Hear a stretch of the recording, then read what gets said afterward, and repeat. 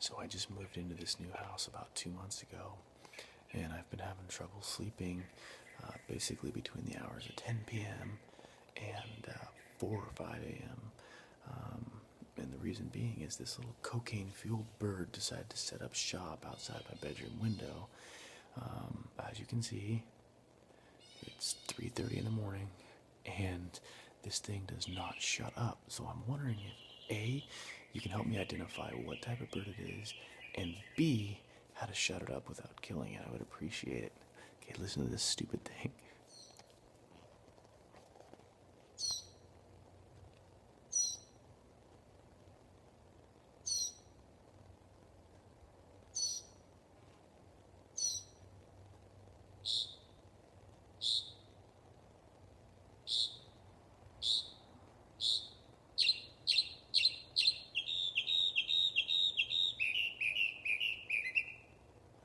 Now, that's actually pretty mild, but you get the idea. It just doesn't shut up.